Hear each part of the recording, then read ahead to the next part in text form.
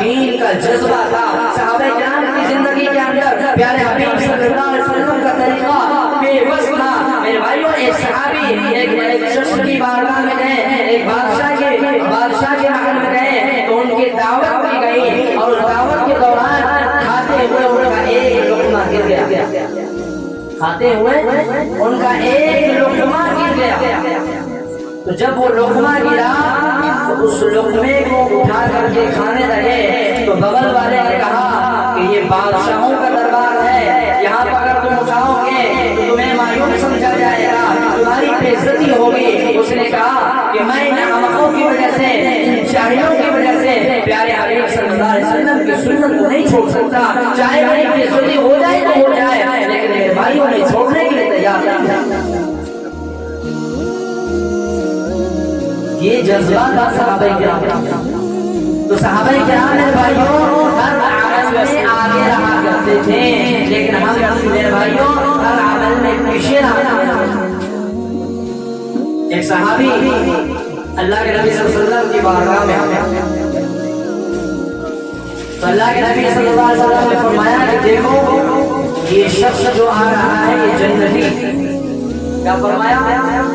یہ شخص جو آ رہا ہے یہ جنتی ہے۔ تو ان میں ایک صحابی عبداللہ ابن عمر رضی اللہ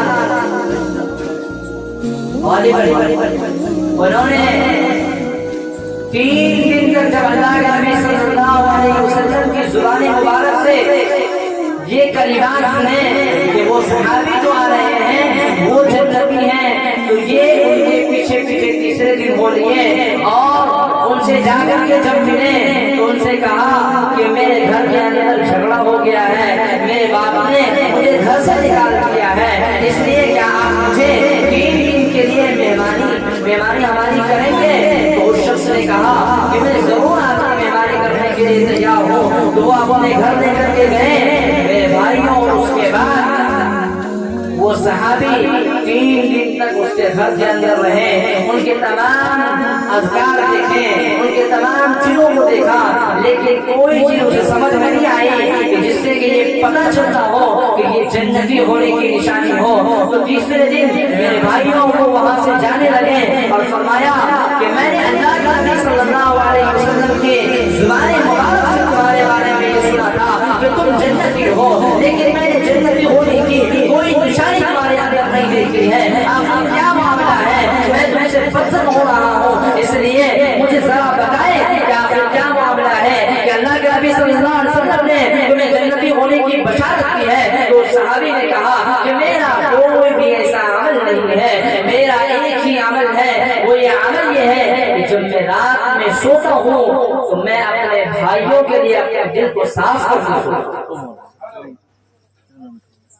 جب میں رات میں سوتا ہوں تو اپنے دل کو اپنے بھائیوں کے لیے صاف کر کے سوتا ہوں۔ آج بتائیے میرے بھائیوں، اپنے معاشرے کے اندر اور ہمارے مسلمانوں کی، ہمارے بھائیوں کے درمیان اگر کوئی بات بن پڑتی ہے، جھگڑے لڑائی ہو جاتے ہیں، تو میرے بھائیوں کیا ہم جب رات میں سوتے ہیں تو کیا اپنے بھائیوں کو ہم معاف کر کے سو سکتے ہیں؟ میرے بھائیوں ہم کبھی بھی نہیں سو سکتے۔ ہمارے دل کے اندر کینہ، کپٹ، حسد، جلن، بغض، یہ تمام کی تمام چیزیں ہمارے سینے کے اندر بڑی بڑی ہے، لیکن صحابہ کرام کا کیا حال تھا؟ صحابہ کرام معاف کر کے سویا کرتے۔